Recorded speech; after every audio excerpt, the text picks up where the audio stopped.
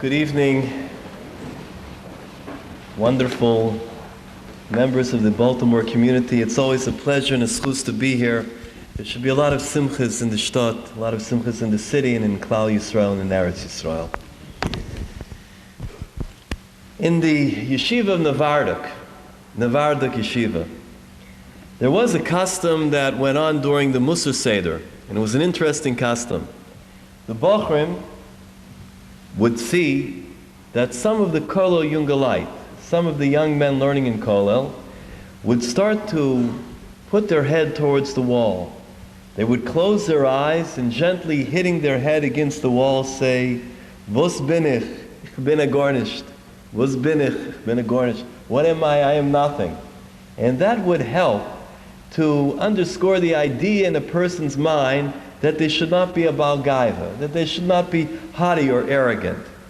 So, there was a young bocher, just came to Nevardok. It's the first day there in the yeshiva, and he wants to fit in. So he sees the junge Leid going, "Vos bin ich bin agarnished." The little guy doesn't know what to do. He goes and finds the nearest wall, and he starts, "Vos bin ich bin agarnished." All of a sudden, one of the guys turns around from the wall and says, "Who do you think you are to go and say, 'Vos bin ich bin agarnished'?" Today's times, we don't need to hit the wall. We don't need that anybody should start to say to themselves, "Vos bin ich bin agarnished," because there are plenty of people that think they are agarnished without ever saying it and without ever hitting their head against the wall.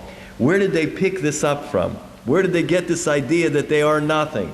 Where did they get the idea that they can't approach certain activities, jobs, or they can't do certain things with other people, they can't approach marriage, or maybe in school they're having difficulties? Where did they get this lack of self-esteem, of kavod for themselves? Certainly in the Torah, whenever you look in any of the Mitzvos in Torah, you will see that a person has to have a tremendous amount of respect for themselves. The Orach Chaim comments that what happened when Bnei Yisrael were in Mitzrayim, when they were in Egypt, there was a problem. There was a self-respect, a self-esteem problem that everyone felt. What was the reason? Because they used to have Yosef Atzadik. When Yosef Atzadik was there, they were a somebody. Yosef Atzadik was a Mishnah Lamelech. He was a viceroy to the king. So everybody felt, look, we have somebody there in the White House. We're impressive. However, the Orach Chaim says that when Yosef Atzadik died, then that generation that was there began to lack in their own self-esteem. They needed somebody else. They needed something to prove that they were worth something. It's similar in some ways to when a person thinks, unless I have a designer piece of clothing on, then I'm a nobody. Once I have those initials there, then it makes me someone. So Klal Yisrael began to think less of themselves. And it's interesting that they just didn't become slaves overnight. They didn't turn to be avodim to Paro just like that. What happened was very interesting. Paro said, "You know what, we don't want you here, you should leave." They didn't leave. They didn't feel that they could go. They didn't have the esteem to go and say, we could make it in a new place, we could start. So they stayed there. Then they began to impose work on them. Then they enslaved them. Then they couldn't leave. All happened because of a seeming lack of self-esteem. There are a number of things that we can do in our own homes to help bolster our children's self-esteem, and most importantly, our own self-esteem. Sometimes things get a little bit, let's say, harried at home. There's reasons for it, because at home there is not the same element of busha. There's not the same embarrassment that there is outside. I'll give you an example. Remember Chum. The Teva landed, right, with Noach. And they all were privileged, they all were zoichet to be saved from the flood, from the Mabul. So what happens? They dock, Har Ararat, everybody gets out, and there Noach was not used to the wine. He wasn't used to the grapes in the New World. So he took wine, and he got intoxicated. He became drunk. Great Noach became drunk. And he was there lying on the floor, and he didn't have his clothes on. He was unclothed. Came along Chum, starts to make fun of his own father lying there in the gutter without clothes. Now I ask you, who is such a lowlife? What person would make fun of their father in a compromised position when he is drunk, when he full well realizes that the reason that he came into the new world and he survived the flood was because of Noah?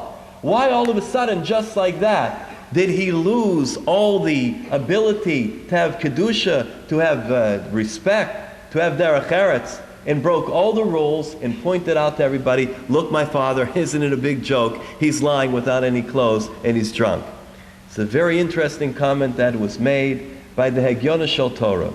The Hegyona Shel Torah says, do you know why? Because before the whole world was watching, everybody else was there. Now, it was just mishpacha, just family. In front of our own family, we're not embarrassed. We don't care. Give you a scenario. Scenario is, you're sitting at the dinner table, right? Sometimes at the dinner table there's a little minor skirmish, a little war, right? All of a sudden, the insults start back and forth. Somebody didn't pass something. The chicken goes flying this way and comes back over that way. It's Levitic. All of a sudden, in the middle of the whole war, knock on the door. Who's here? The neighbor. Choshev, a neighbor. All of a sudden, chicken, clean it up, quick. Everybody sits there. The boy, his sister, everybody hands folded. As soon as he comes in, Leah, the brother asks, could you please pass some of the peas? Oh, certainly. Would you like anything else while I'm at it? What happened? It's a busha. It's a busha. Once the busha is not there anymore, once the shame is not there anymore, then we are open to anything at all. You know where people love to sing? You know where people love to sing a lot? Take a guess, anybody. It's open night tonight. Field day. People love to sing in the elevator. Elevator. Best you guess shower, but I want to take elevator right now. Elevator. Okay? I love to sing in the elevator. You know, I have to tell you, as a person told me, went in the elevator and he was singing, did a whole piece from one of the operas. He was doing great. And he got so much into it that he started doing a whole rikud to it. He was dancing around until he backed up a little bit and realized that there was somebody who had got on and was watching the whole opera show. At that moment, there was tremendous busha. At what shame he felt. Why? Because there was another person. In our own homes, there is nobody watching. In our own homes, we don't care sometimes. We're able to say something that may not be 100% the best thing for even our own children to hear. And while we're at it, we have to know that we ourselves have to be very careful for our own esteem when we want our children to pick up positive images of self-esteem, because children are very, very good at imitating. Children imitate teachers, we spoke about that today, and children imitate parents. They imitate parents, but tachlus just exactly how the parents are, so too will the children imitate. A couple of examples of this. When the telephone rings, right, and we don't want to answer it. And what happened? The child already ran, grabbed the telephone, lifted it up, and listens. Who's on the phone? Okay, someone we don't want to talk to. What do we tell the child? Tell him that your father's not home. Tell him your father's out. What's the child going to do when he goes to school? He's going to be trained in sheker, how not to tell the truth. When we're in the shul in the middle of davening and the best friend comes in and we have to share with him some most important news about the stock market, and we say, did you hear what happened with Krispy Kreme the other day? And the other fellow begins to get involved in the conversation. But when little Yankee starts to talk, and we'll davening. You can't make noise now. What's going on? Aye, parents are allowed, but the child isn't. Who's the bar chiyuva? Who's the one that's responsible to daven? Who has the mitzvah, the parent or the child? Children pick up every single word. So therefore, there are things in our own home that we can be very careful to do. I'll give you a shaila halacha. Came into me this question only 2 months ago. 2 months ago, a father came in very upset. Shabbos morning, marches into davening, and you could see that he had some kind of an axe that he wanted to grind. And I was going to be the stone. So he walks in. I got something I have to ask you right now. I'm very upset because my son and me are having an argument about my daughter. So I said, what's the argument? So he says, well, I tell you the truth, it's about benching. Berachas Hamazon, saying benching after meals. Oh, what's the argument about? Well, I had a whole fight with my daughter about benching, and she didn't want to. She left the table. I went, and she wouldn't come. She wouldn't listen because she didn't want to come back to the table. So I went over, and I took her arm, and I pulled it a little bit and dragged it, and he was afraid. So the brother began to defend the sister. It was a whole beautiful maisa there. So he said, what do you think? Don't you think that a little girl that sat at the table should definitely be benching together with the rest of the family? So I said, okay, let me ask a couple questions before I give you my psak. How long is your Shabbos table? Well, we started last night. It was about 7 o'clock. We finished 10:15, 10:30. Oh, okay, 3:15, right? Okay, let me ask you a question. How old's your daughter?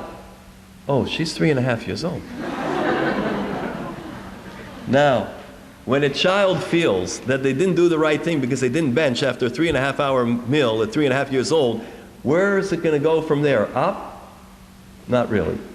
We have to be careful to make the right assumptions. We have to be careful to make the right amount of assessments during the day. What things are important to talk about? What things are not important about? And if the child didn't say a bracha, and they were very thirsty, they came in from a hot day, and they did some sports, and afterwards they see a Coke on the table, and they run in and they drink the Coke. Bracha! Did you say a bracha? Well, you drink like a goy? Oh, that musar is not so interesting. Why? Because if you tell the child that they even have shaykhs to be like somebody else who you don't want them to be, they will feel it in themselves already that they do have some kind of a kinship. Why? Because my father said that, and he would not say something if he was just kidding. Or my mother said it, and she's a very sincere person. Children idealize parents, no matter how good the parents are, or chas v'sholom, how not good the parents are. Children idealize the parents. Even chas v'sholom, children that are abused physically, mentally, and otherwise. They really, at the end of the day, only want the hug, and they want the security, and they want their parent just to say one good word for them. That's all that they want. They don't want anything else. So we have to be careful that the children get the right idea. When children talk, we have to listen to them. That will instill self-esteem. When they want to say the Dvar Torah, you know a Yetzer Hara that a lot of parents have? I have it. I'll admit it. The children want to say the Dvar Torah. Okay, not right now. A few minutes later will be the right time. Or they want to come in, I have something to tell you. Okay, after we do this and this and that, then we'll be ready for what you want to say. And what happens a lot of times, like the Gemara says, Kivin Shit, once it's pushed off, you never get quite that chance to hear what they had to say. If a child wants to say something, they're all excited, let them say it. Let the child express himself. If she wants to express herself and say something good, let them say it right now, no matter what else is going on. Don't say your Dvar Torah. Let them say their Dvar Torah. By your listening to their Dvar Torah, they will gain sometimes more than them hearing the speech that we want to give to them. And they know sometimes it's a speech. Also, we should listen attentively to everything that they say. Very oftentimes, in self-esteem, you have little warning flags that come up. The flags come up at certain times and say, listen, I'm getting into trouble. Do you understand? And sometimes parents just, let's face it, ignorance is bliss. We don't want to believe that anything's wrong. Every family is challenged. Show me a family that is not challenged today in the world. You won't. It's an impossibility. So what you have to know is that when the child wants to talk about something, listen in. I had a parent the other day, and they called me up and they said, well, we want to tell you something that happened. The father and the mother both on the line at the same time. It's hard to listen to two people at once, but I'm listening in. And they say, well, you know, we found in the drawer of our son a bottle of schnapps. Well, but we know 2 weeks ago he had a friend's vort, an older friend. So he probably took the schnapps to the vort and wanted to make a l'chaim with everybody because he's a very helpful child. So I said, okay, if I were you, I would speak to him about it. I would talk to him about it, or have him talk to somebody that he can confide in and let him know about the schnapps. Oh, no. We wouldn't want to tell him that we were snooping around and found the bottle. Okay, fine. Do what you want. Well, happened to be that the child was found drunk. He had to be taken to Maimonides Hospital because he was so drunk. And the alcohol content of his blood had reached a pretty dangerous level. So we have to know that self-esteem, let's catch the children before they run out of self-esteem. If they're having some difficulty in school and they're not performing the way we want, we should be careful because the children do give us warning signals, and we have to be able to recognize that. There are all different types of signals: anxiety, nervousness, being fidgety, snapping back. A child snaps back at us at one time. It's not only chutzpah. Not everything can be just termed chutzpah. Why am I chutzpah? Don't call them mechutzif. Don't term them. Don't give them labels. They are speaking out. They're telling about things that are going on inside. Another idea, avoid repeating the children's words back to them exactly as they said it, because the children see that they are being made fun of at that time. If they ask a dumb question, and there are no questions that are dumb, don't say the words right back to them. We never liked it as children. Why should they like it? Avoid also, if it's possible, giving too many commands in one row, in a row. A lot of times a person loses themselves and they don't realize how many times they ask a child to do something or other within 10 minutes. A lot of times we send the same signals out around the Shabbos table during the week. We tell the children, come on, grow up. Be responsible. Get smart. Go to school. Wash your face. You know, the guy's 21. Wash your face. Get a job. Clean your room. Come home early. Get better grades. Get better friends. I know those friends, that guy that you were with, that girl over there, forget about it. Work harder. Don't be a baby. Act like an adult. Quit acting like a kid. Don't act so grown up. Act your age. Is it any wonder why kids are sometimes confused? They're getting many different ideas from us, and they want to know. They want to know what we really want from them. But we have to be clear about it, and we have to be very, very real in what our expectations are of children, our expectations of ourselves. If we have a child that is having some difficulty learning Gemara right now, and we tell the child, okay, you're having difficulty, there is now a special shiur every Shabbos, they're going to learn Rabbi Akiva Eger's. I want you to be in that shiur every Shabbos. Now, it would be better if there was a shiur in Chumash that the child could go to so he could feel some enjoyment, some accomplishment. These are all little things that we have the power to do. Also, the koach of dibur, our power of speech. How many people say, I've spoke my heart out. I can't even talk about that anymore with him or with her because they don't listen. The Torah says exactly the opposite. Hocheach tochiach afilu mea pa'amim. Even you got to say the same thing 100 times. You may continue to say it. But there's an interesting Gemara. The Gemara tells us in Kalim and Hurius that who is the person that is able to give proper musar? Are any of us fit just to go over and start giving another person musar? Not so. The Gemara says, I doubt whether there is even one person in the world that is able to give musar, able to ethically reproach another person in the proper way. Why? Because we begin to lecture, we begin to label, we begin to put negatives into it, we begin to have unrealistic expectations. And then the children, when they see that they can't possibly live up to what our expectations are, their own self-esteem just plummets. Other things, we should avoid martyrdom statements. Example, what are you trying to do? Make me sick? Or, you want to give me a heart attack? That's a favorite. Wait until you have children of your own. The old bracha. Wait until you have children. They should be no better. No, okay. Yeah. You see these gray hairs? I want to tell you that this one is yours and that one is yours. And you start pointing around the table. Now, where are the children supposed to go from that? What are they supposed to feel like? You know what? This is the final one. This is the final one. You are putting me in the grave, the kever. You heard that before? I did. You have to be careful, because when we say these words to the children, that sends a deeper message. Oh, maybe we were angry. Maybe we were upset. Maybe we said it in a fit of anger and we were irrational at that moment. A parent may not be irrational. We have to be able to understand, to settle ourselves, and we have to be able to handle the stresses of everyday life in a very, very diplomatic and in a very understanding way. If we have a child, first of all, we have to know what can we expect from the child. We have to know what's the level of the child, religiously, mentally, in all ways, intellectually. How much can I expect from a child, and how much can I not expect from a child? Maybe my expectations are too great. Maybe I'm waiting for the child to do certain things that he or she may not be capable of doing right now. However, if we always show the children that we are behind them, that we believe in them, that our love is unconditional. I will not love you better because you wear a hat to davening. I will not love you any better because you bring home B's instead of the C's and D's that you've been bringing home. I will not love you any better if you listen better in school. I will certainly appreciate your behavior more, but I will love you just the same because you are mine. Many times the reason that a child is going to act out outside of the home is because they are dying for attention. They want to have our attention. They want to have a few moments with us.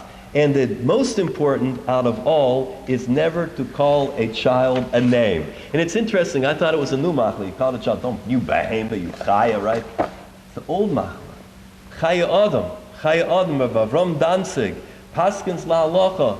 Be careful not to call the child a name of an animal. It says it. Back then they had the same pressures. Back then they had everything that we're dealing with, all the modern day ills of society. They didn't have it. But yet the Chayyim says, be careful, don't call a child a name. A child should be called only by their name and not by a nickname. The Gemara says, how did you live so long? What is the school of Arichas Yomim? What is the fountain of youth? Well, it's interesting. Gemara says, don't call somebody a nickname, even a nickname that they don't mind.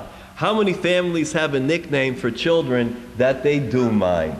How many families have a nickname for a child and that child just cannot stomach it, but has to be there every week, sit through the table, sit through all of the kidding? Do we know how deeply that affects the child? It's hard for us to imagine. We're not in the child's shoes. We are not allowed to judge our friend until we have reached their place. We're not allowed to judge our children either, because we don't know what bothers them. The little child who's hearing, and the vacuum cleaner goes on, and he gets very nervous, and he starts to get agitated because he's not used to it yet. Do you tell the child, oh, don't worry, you're just going to have to get used to it? It's bothering him at that moment. It has to be little by little.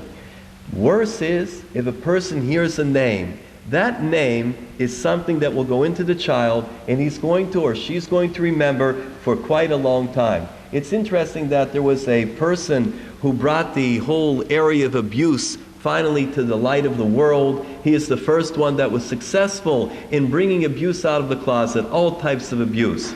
And it's interesting that this fellow said in his international recognized name, he said that out of all the abuse that he ever had and all the torture that he endured, physical and mental and otherwise, there was one thing that mattered to him more than anything and hurt him more deeper than anything else in the world. And that is when his mother told him he no longer is a person, he's an it.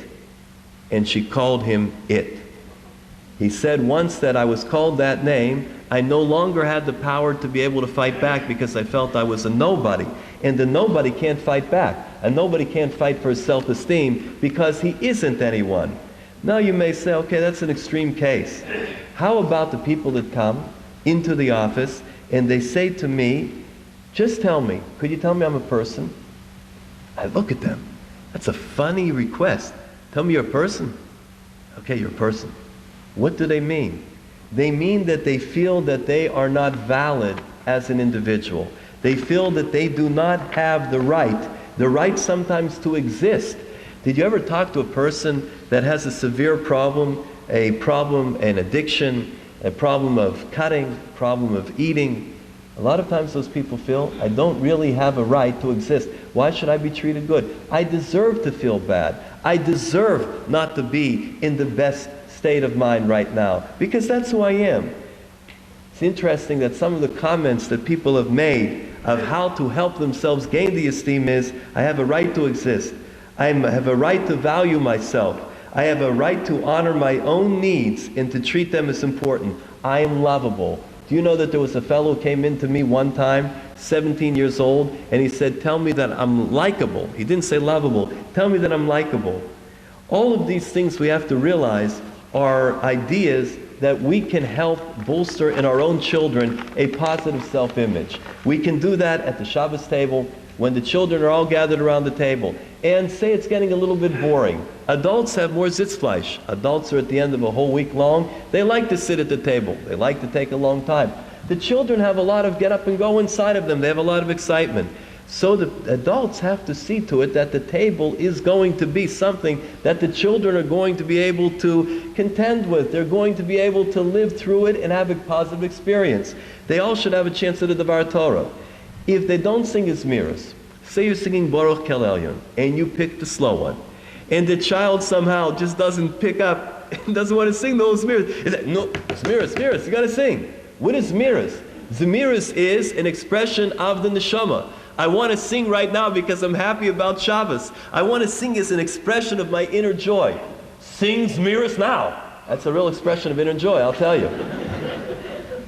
Reb Chaim Brisker says, saying Hallel on Rosh Chodesh, Yom Tov, right? Hallel is an expression of joy. What happens if a person walks in and they have no joy, and they're upset, and they're depressed that day, chas v'sholom? Reb Chaim says they should wait a little bit until they have a little bit more happiness, a little bit more joy. Can't wait too long, but can wait a little bit. And then later on in the day, they'll feel a little bit better. Say Hallel at that time. Sing Zemiris now. Can't be that way. It has to be according to the children's own individual needs and their own emotions. They have their own very complicated set of emotions, and not one brother can be like the other brother or one sister like the other sister. No two children are alike. Not only that, but there could be a child in one family, and you could say, well, Chana is wonderful, and Leah is great, and Shira is perfect. I don't know what happened. I have no idea where Miriam came from.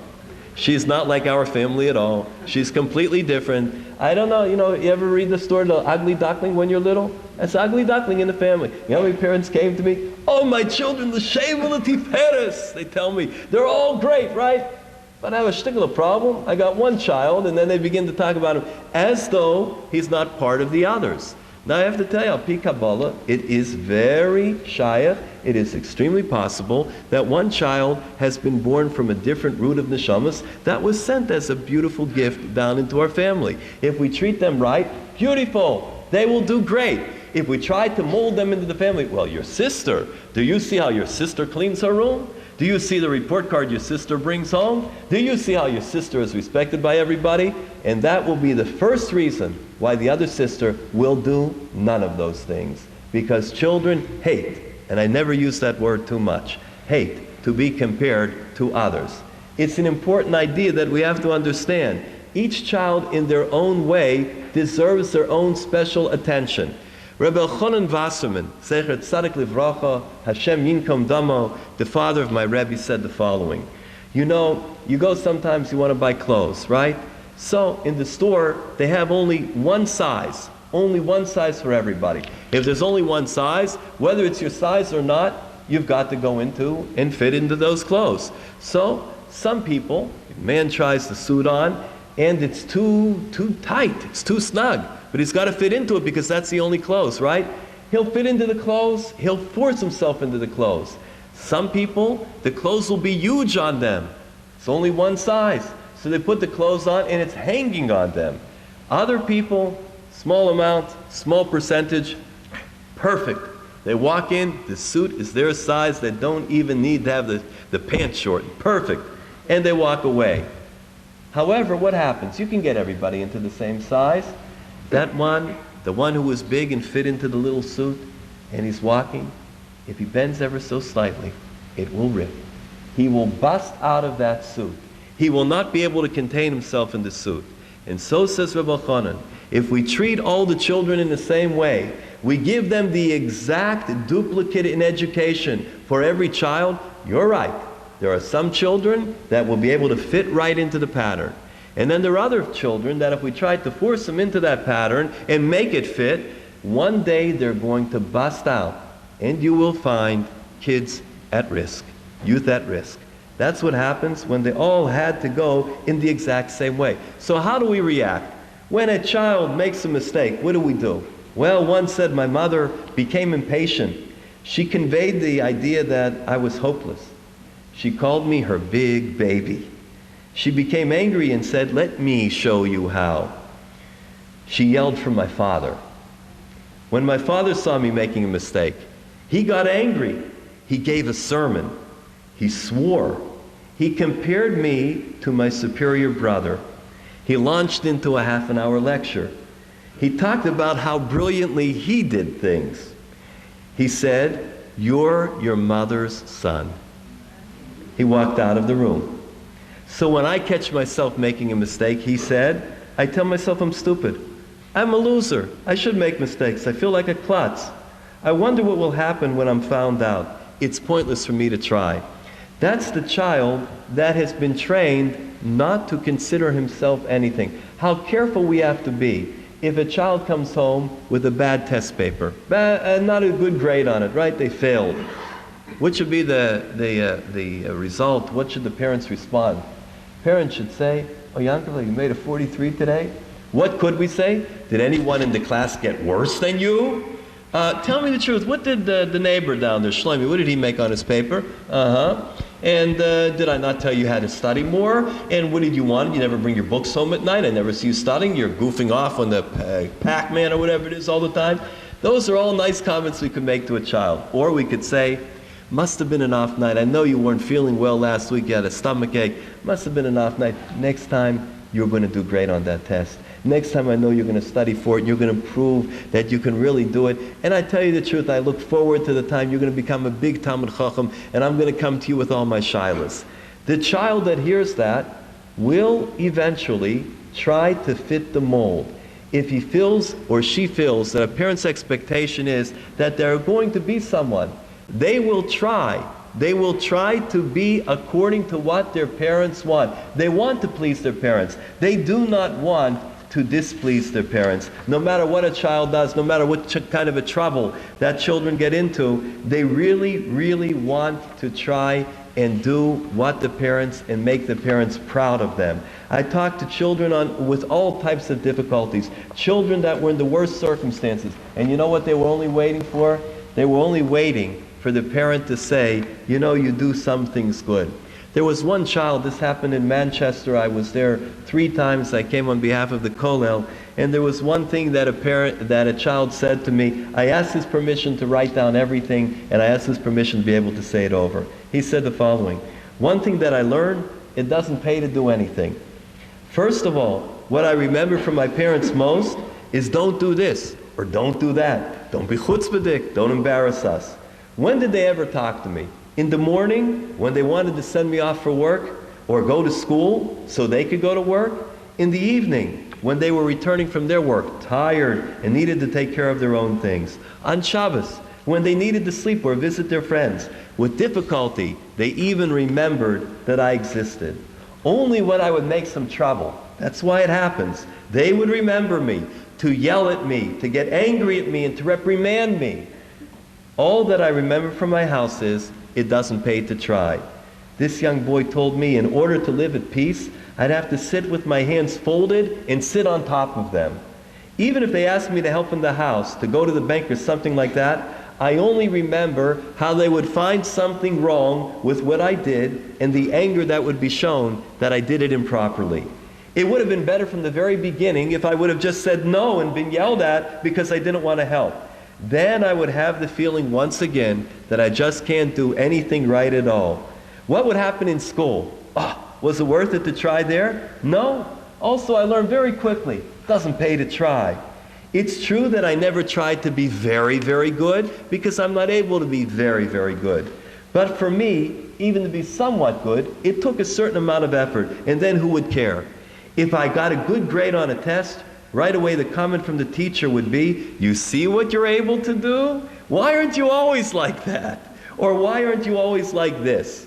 I remember well, he says, one time I got an excellent test paper. Before I left, and I took the paper from my teacher's desk, he told me I shouldn't be about gaiva about the test paper. I hurried home. I still couldn't wait to show it to my parents. However, I already didn't feel so good because my teacher put the idea in my mind that I was about gaiva. Still, I was thirsting for that one good word without any criticism. And what did I receive? A quick and indifferent good. And then immediately, you see what you could do? Why can't you do this all the time? And why, and why, and why? I soon lost my cheshek to try, and in no time had also lost my self-esteem. A young boy, how he brought out this idea, how wonderful he was in being able to elaborate on exactly what was bothering him. And there are a lot of children that feel that way. Our homes are the best homes. Mi ka'amcha Yisrael go yachad ba'aretz. We have so much self-esteem on one level. But on the other level, we let things go through. We let our self-esteem or lack of self-esteem show. What's self-esteem? Self-esteem is thousands and thousands of Talmidim and Talmidos board the planes to go to Eretz Yisrael at this time. People that are standing proud and continue to visit Eretz Yisrael, and those that support. That's self-esteem. Can you imagine any other country where there's all these things going on, all of these homicide bombers, Yamach Shemam v'zichram lo meyad, it should stop right now. Can you imagine any other nation in the world continuing to go to visit their homeland, their country, Artzenu Akdosha? No, you won't find it. It's tremendous self-esteem. Self-esteem is a community to get together, to band together, to come together for such evenings like this. Self-esteem to support such a person like Rabbi Roll and the wonderful work that he's doing. It is the number one cause that we have to support in the community. Self-esteem is what's going to make the children grow and steig and our homes safe and secure. It is the number one. There's a lot of self-esteem in many, many different areas of life. But sometimes when it comes to the interpersonal relationships, we somehow fall short. I'm speaking only myself, and I'm speaking to myself. Why is it? Why sometimes don't we trust more? Why do we say to the child, did you bring that home? What's in your pocket?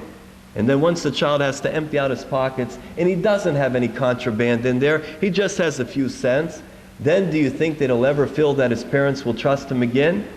No, because he feels that his parents don't trust him. And if they say to him, where were you, by the way?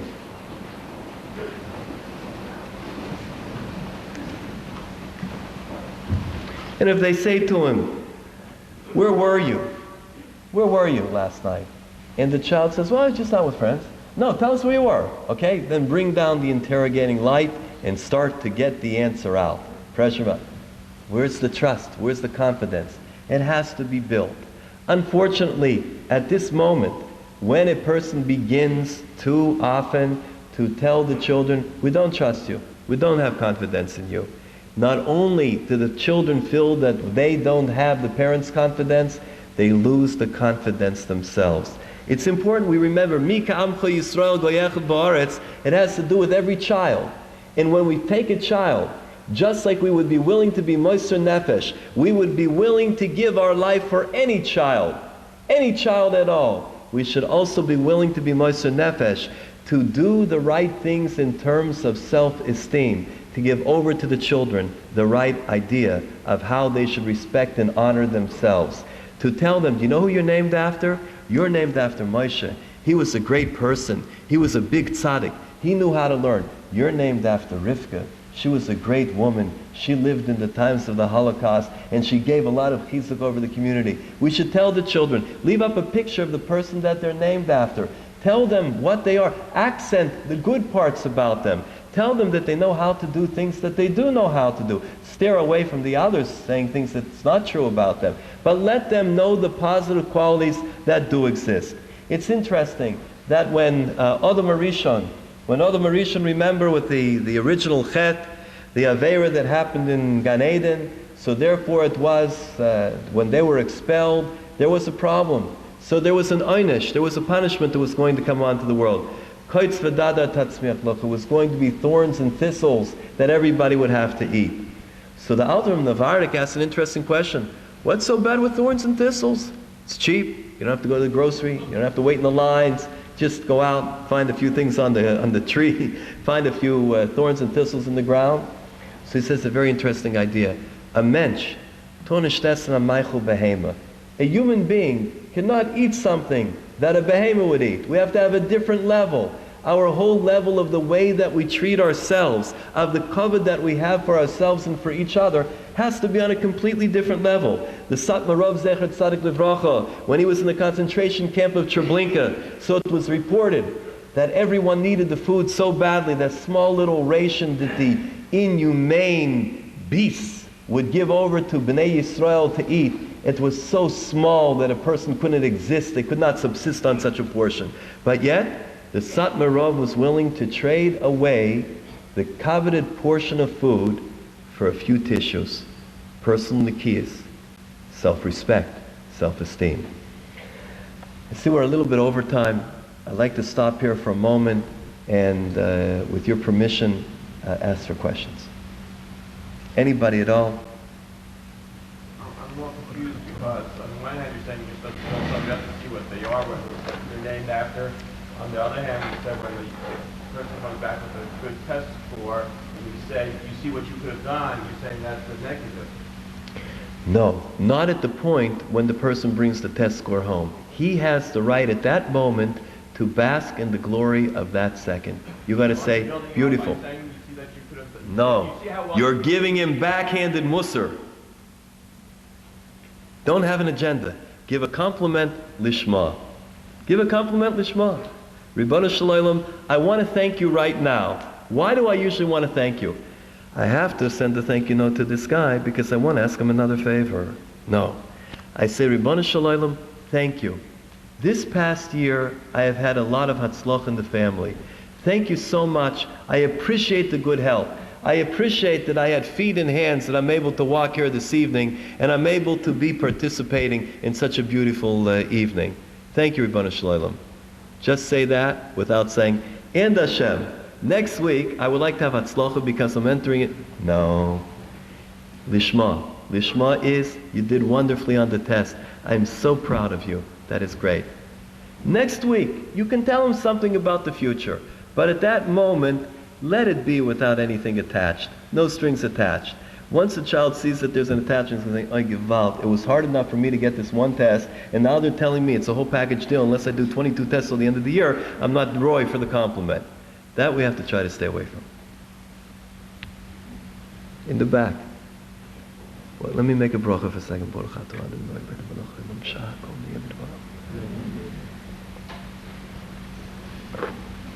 Yes.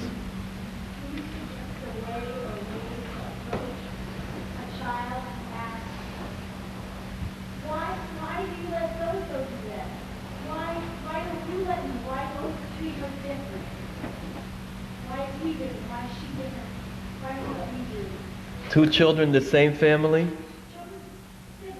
Siblings. Well, it's important that we should try very, very, very much not to show any difference between one child and the next. There's a whole chazal on it that tells what happens when a person differentiates. If we can explain it to the child and they will have a clear understanding, then there may be reasons why we have to give one child some different type of treatment or vary our hanhaga between one child and the next. But it has to be explained, or else they're not able to understand it. They can't put it together in their own mind. All they come away with is that that child gets cookies in the morning and I go to school with celery. Now, why? Why? I don't have to explain to you why. But what happens later in life? They always feel deprived, those cookies. They could be 90 years old and they see the cookies in the counter in the store and they dive for them. So we have to be careful because they're not able to pick up, even though we have good kavanah. We have good kavanas. We have the right intentions and the right feelings, but we have to be able to explain it very well to the children in order that they'll be able to understand and continue to reinforce it, because after a while they may get sick and tired of it, even though they have already been explained and they're already supposed to understand why that hanhaga takes place.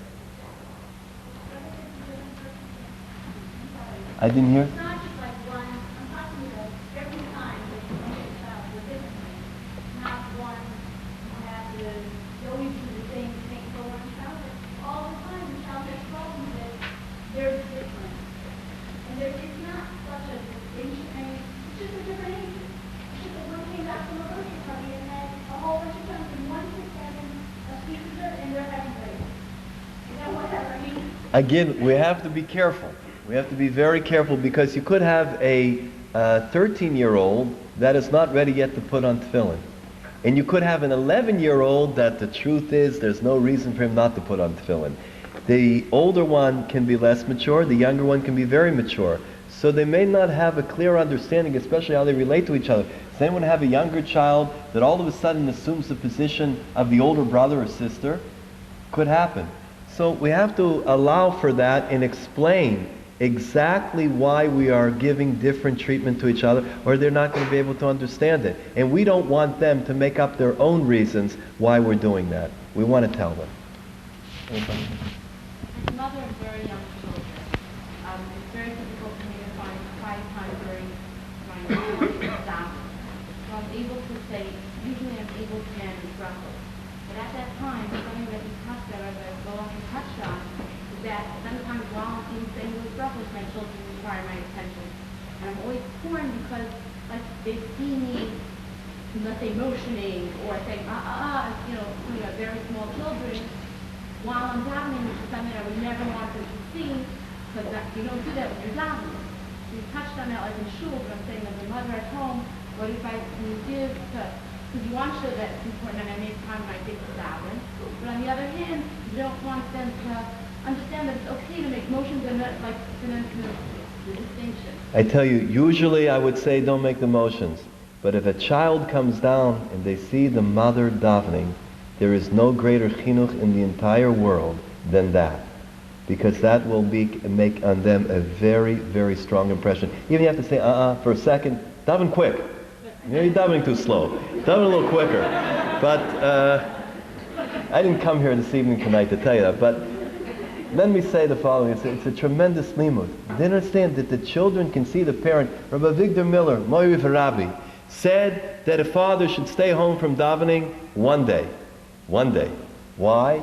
Let the children see him putting on tefillin at home just one day. All the other days have to go to minyan, no question. But one day, let the children see it. So the children pick up a lot by seeing the mother involved in tefillah. It's beautiful. The only thing is, say the brachos after Agam Chasodim, then stop there. Rabbi Yaakov Kamenetsky, Zechet Tzadik L'Bracha, was asked a question that a woman came and she said, I used to do all the davening from Moida Ani, Matoivu, I used to have the Ani Mamins, the Sheish Schiris, the Parashamon. She did the whole, you know how ladies are. But anyhow, what happened was, Rabbi Yaakov, she said, Rabbi, I can't daven all that, I feel very bad. Rabbi Yaakov says, I will tell you what my Rebbitzin davens. My Rebbitzin davens the brachos, the yiratzins afterwards, and that's it. And he went on to explain what a big tefillah, what a great davening is, just the brachos and the hiratzins by itself. So continue, but try to make a compromise in there. First in the back, and then I think right there. Yeah. Teenagers that recently his friends have told him this occupation that you wanted to have is no good. You can never make a living off of it, so we thought about this occupation ourselves, and we don't want to go into it, and you shouldn't. And this is something, and now what happened is as a result, this boy has put on a lot of weight and everything else. I have a book about that. No, I tell you the truth.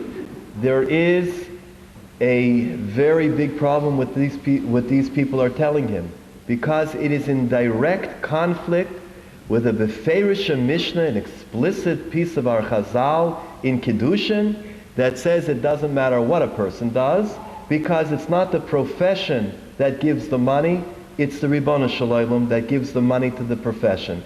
So it doesn't matter what we do. A person can go into sewing, a person can go into computers, a person can go into being a Rebbe, a person could go into anything. And if they will have the bracha and the siyata d'shmaya, they will become wealthy. It doesn't really matter what they have at all.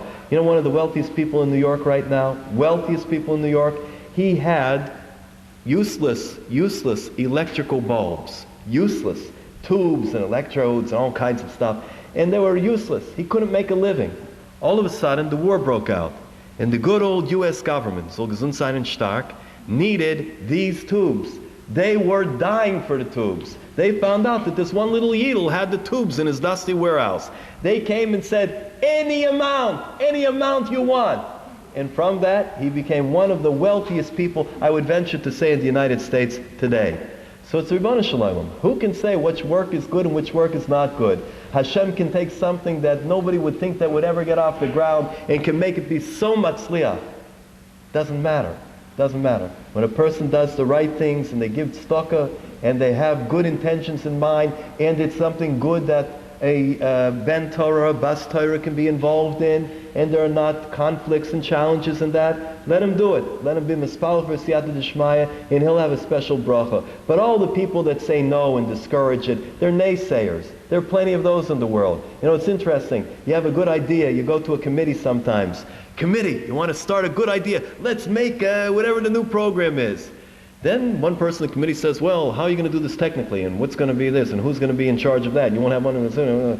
By the time you're done and everybody analyzes it, you go home, forget about it. Oh, this idea, forget it. Yeah. Think of the next one. I happen to like etymology. Take a look, if you have a chance in your spare time, at the word analyze. It comes from the Greek word analusis, which means to destroy. So don't analyze it, just go and do it. Next.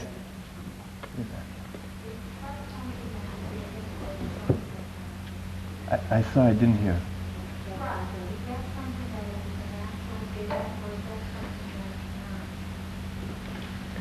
It's a good question. Is trust something natural or is it earned? Trust has to be something that is going to be natural.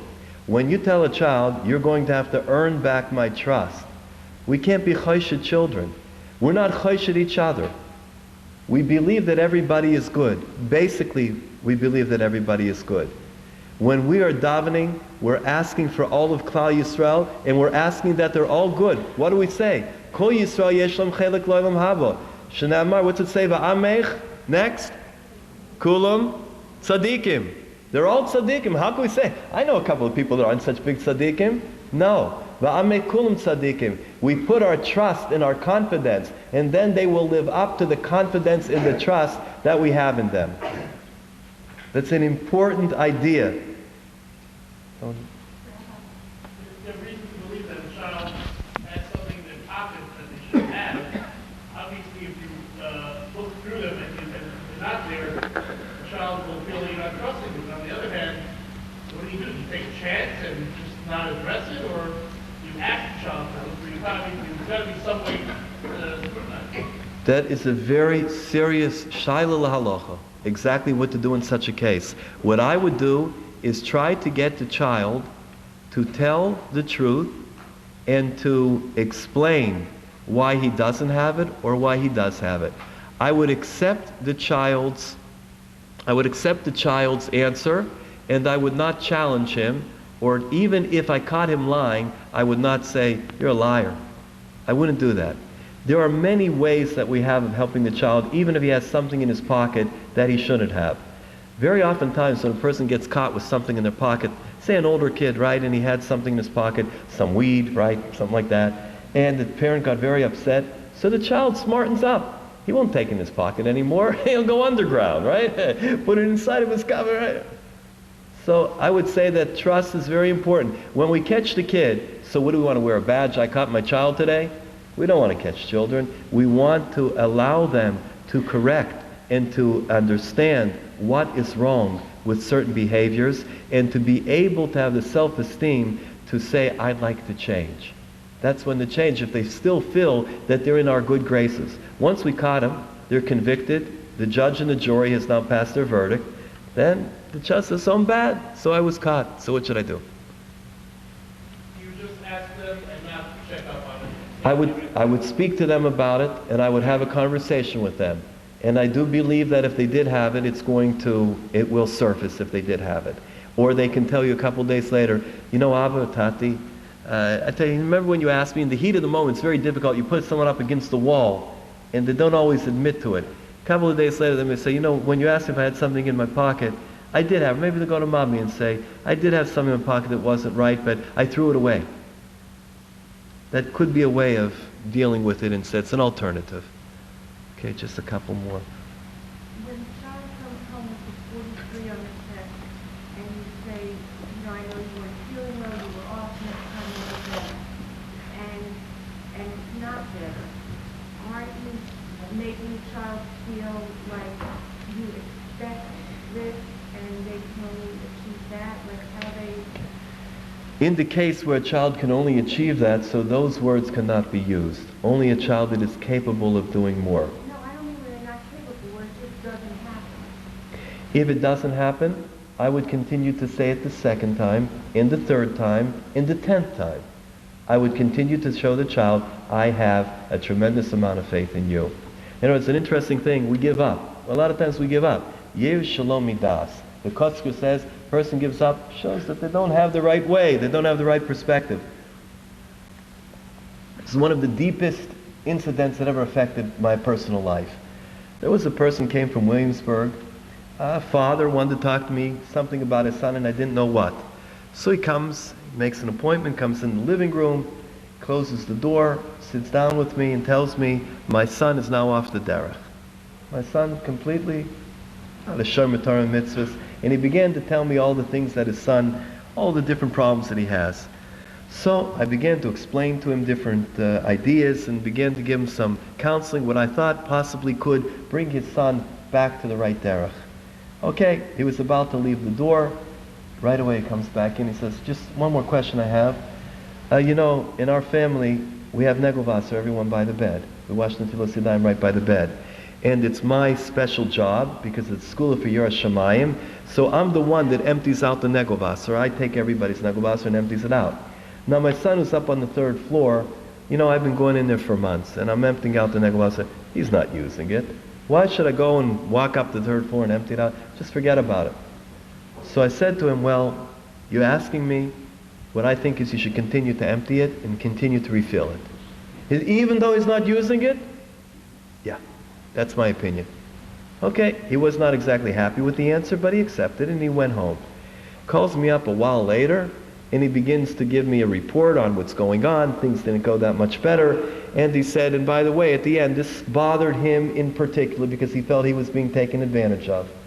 So he said to me, I asked you that last time about the Goldwasser and emptying it out. Now, do I have to continue to do it? I feel like a fool. I feel like a real fool.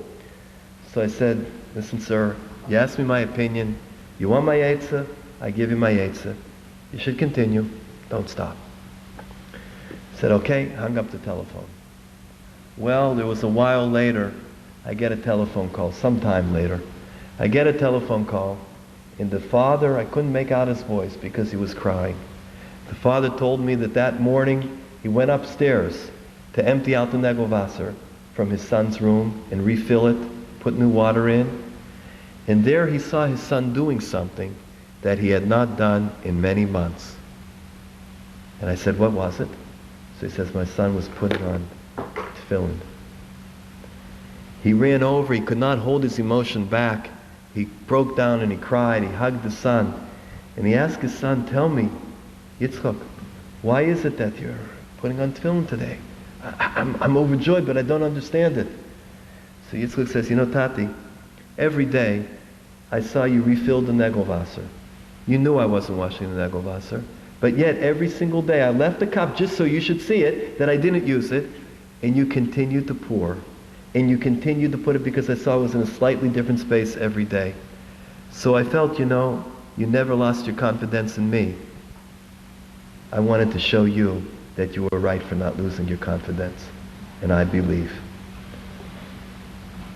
Could have given up after 30 days. He failed the test 30 days, brought home an E, brought home a 53 or a 23. Don't give up. All the way in the back. You were talking about having the children in the mirror unless they really want to, not finishing for the half-year-old. It's a process on food. Where do you go? What do you tell them to do? What do you let them do now? What do you want to do? You have to positively motivate children to do mitzvahs in the right way, not through force. If we pressure the children and force the children, it's not always the best way to do it. You know what they say? You can lead a horse to water, but you can't make him make a shahakol. The truth is, it's the same. It's the same with children.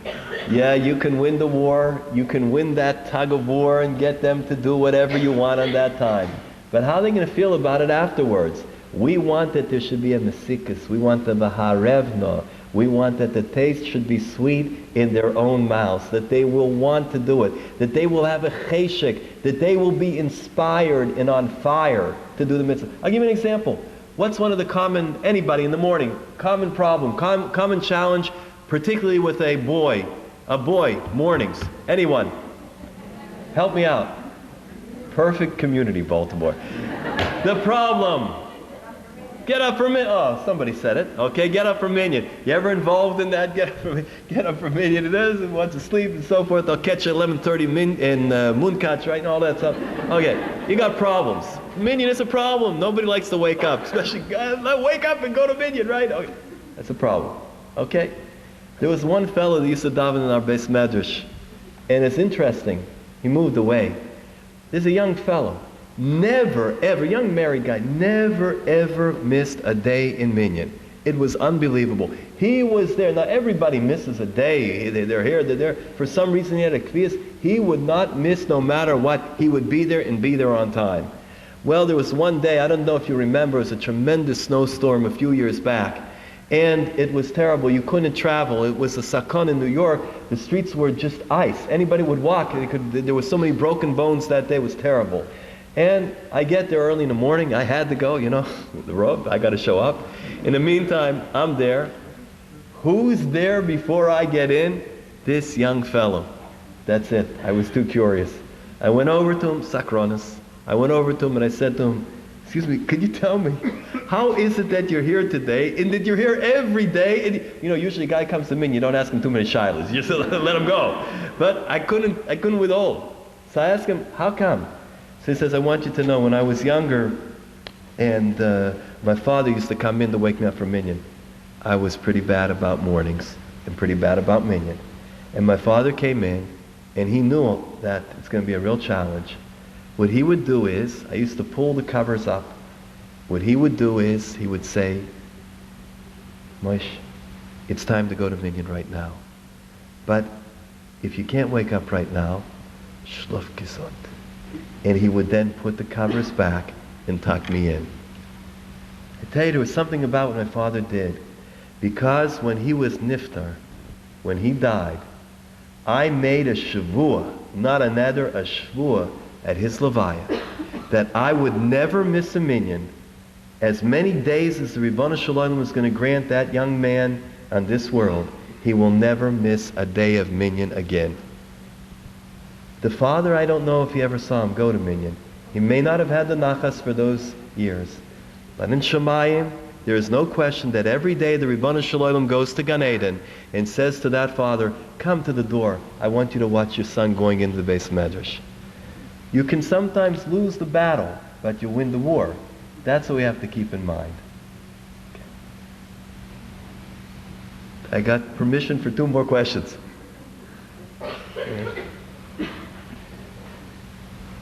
Yes? How do you determine what level of responsibility children are ready for? I'm talking about 6 to 8 age. 6 to 8? Yeah, responsibility. Okay, it depends. We don't want to overburden it too much. It depends on the maturity of the child and where the child is in terms of being able to accept responsibility. There are some children, you take a look, sometimes a girl, they can run the house.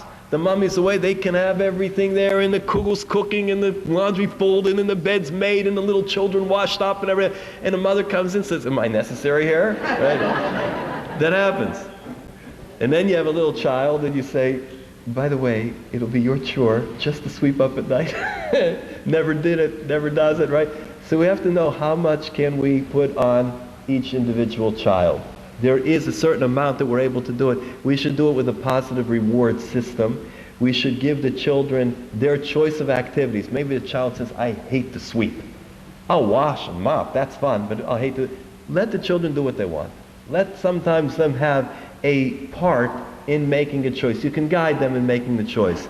And then see the responsibilities that they're able to accept little by little. It should not be too burdensome. One time, I think it was about a year ago, one time there was a fellow that came into the office and he says, I want to get married. I think the guy was like 16. I'm 16 and a half. He said, I want to get married. So I said, okay, mazel tov. What should I do for you? He said, no, I'd like to get married young, like maybe 17. Okay, fine. Why had all of a sudden the sudden urge to get married? So he says, well, I tell you the truth. At home, I have to. And he began to list all the chores that he had to do. He was responsible for a lot. He says, the only way that I can get myself free is by getting out of the house. So the quickest thing is to get married. What we want to try is that we don't want the children to have to escape their own houses. It's a place of refuge for them. It's a place that should be an island of tranquility. And we want them to have the shalva of being able to be at home. Okay, last. Actually, this question is an extension of the question the very first person asked. If you have two children in a household that are not too far in age, and they're very different, and one of them can have certain privileges, for lack of a better term, certain responsibilities, you don't necessarily want to give the other child because they're not ready. For example, driving. Right. One child is ready at the age of 16 for a driver's license, the other one's not necessarily. What do you tell the child that is not quite ready for a driver's license or any other type of responsibility when you've already Allowed. allowed the other one to do that? And you can't really disallow the other one to do that because they really are ready. It's a very difficult question to answer because driving is the worst example you could have ever brought up. Number one taiva, driving. Get the car, grab the keys.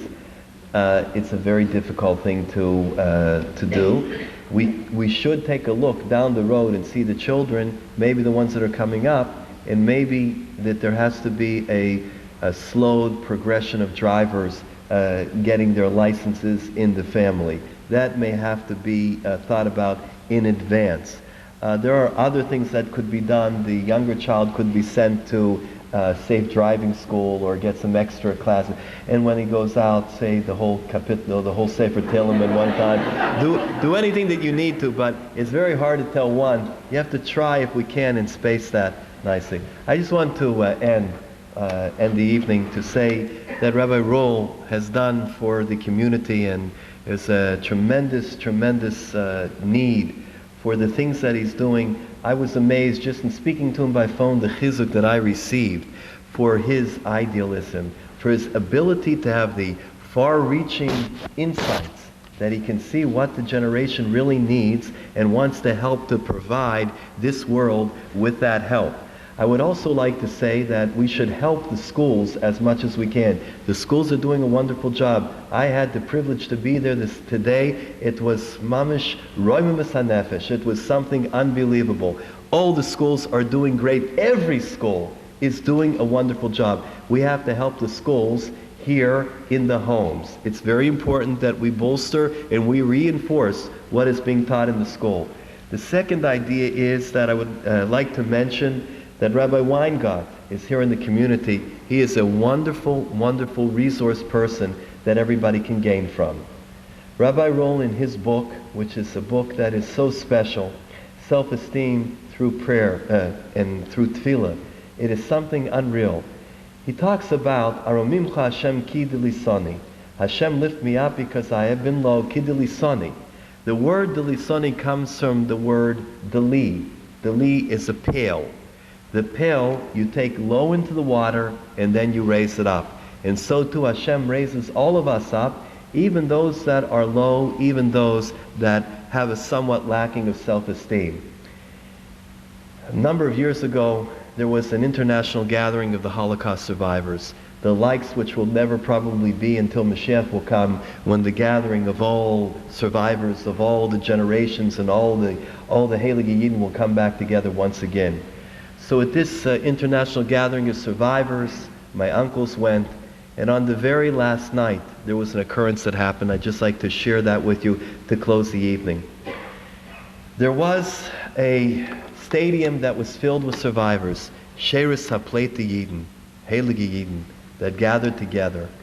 On that evening, it was going to be stories of Gevura, stories of strength, stories of koyach and might, that people who were in the Holocaust experienced.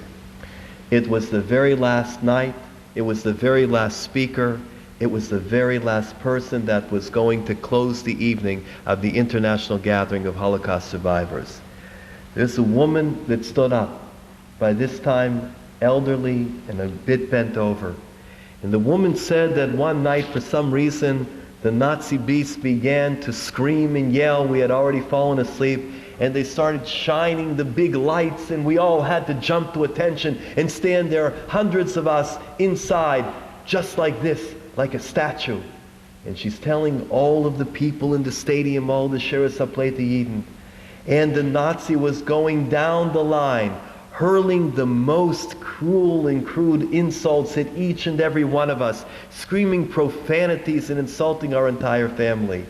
Well, there was a woman that was standing 2 people down from me.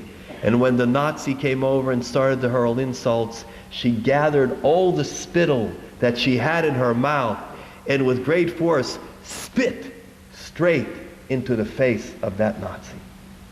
Immediately the whistles were blown, the dogs were brought in, and that woman was dragged out. I never ever saw her again. That was the last story that was told. The lights went down, the spotlight went off, the gathering was over. About 7 seconds later, all of a sudden, you heard a blood-curdling scream, "Ow!" from the back. All of a sudden, all the stadium lights went on, the spotlights went on. The woman who had spoken, who told over this story of a tzaddikus, was standing, staring straight into the face of the woman who spit into the face of the Nazi. That's self-esteem. Mi ka'amcha Yisrael go yechad ba'aretz.